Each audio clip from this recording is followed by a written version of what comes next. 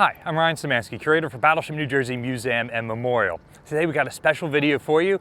We are in Kaohsiung, Taiwan, the Republic of China, and we're here helping a group of volunteers from USS Lucid to take parts off of the former USS Implicit, the last MSO that was in commission, decommissioned from the Taiwanese Navy earlier this year, and the last place in the world where Lucid can get some of the original minesweeping equipment that is no longer extant on Lucid, a museum ship in Stockton, California. So we tagged along, and while we're here, it's worth giving you a video talking about Battleship New Jersey's history with Taiwan and with the city of Kaohsiung here. Kaohsiung is the main naval base of Taiwan, and Battleship New Jersey actually operated here at least twice that we've been able to find out so far. The first time, of course, is in 1944 during the air battle of Formosa. Taiwan, also known as Formosa, much more prevalently during the 1940s than during today, had been occupied by the Japanese long before World War II, and the Japanese were holding it like a colony. It had a number of air bases on it, which were within easy striking range of the Philippines. When the United States finished the island hopping campaign in the Central Pacific and the South Pacific, and was starting to converge Nimitz's command and MacArthur's command, they were looking at where to invade next. MacArthur wanted to return to the Philippines, Nimitz wanted to invade Formosa.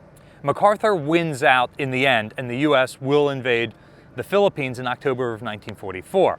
New Jersey is the flagship of Third Fleet during that engagement. But prior to that, Battleship New Jersey is Admiral Halsey's Third Fleet flagship during the air battle of Formosa. This was a series of raids on Formosa to knock out and suppress Japanese airfields so those aircraft wouldn't be able to support the Japanese forces in the Philippines. It was also designed to distract the Japanese and confuse them as to where the next American attack was going to land. And in that, it was completely successful. The Japanese really believed and enacted their plans as if Formosa was about to be invaded. They launched major airstrikes on the American carriers, which were repulsed with extremely heavy losses, which meant that during the Battle of Leyte Gulf, the Japanese had none of the aviation support that they had been counting on during early plans. Today, Kaohsiung is the 6th largest port in the world. It was a large major base and major port during World War II.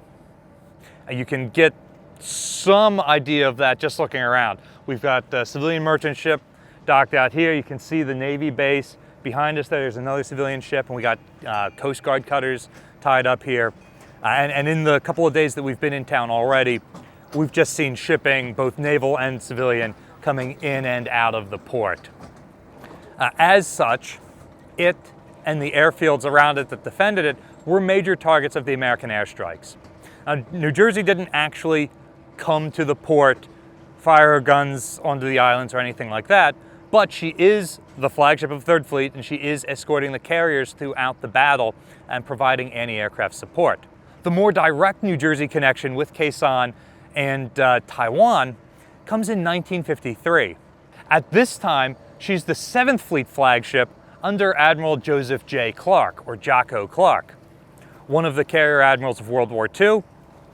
He gets promoted up to be the 7th Fleet flagship by the end of the Korean War, and following him flying off of New Jersey to sign the armistice at Punmunjun during the Korean War, he then comes back to New Jersey and they sail to Taiwan. And so far, that's the only time we found that the battleship has come here, but we don't have all the deck logs from the 1980s. It's very possible New Jersey's operating in the Western Pacific throughout much of the 1980s. There's a very strong chance that during one of those Westpacks, she came into harbor here.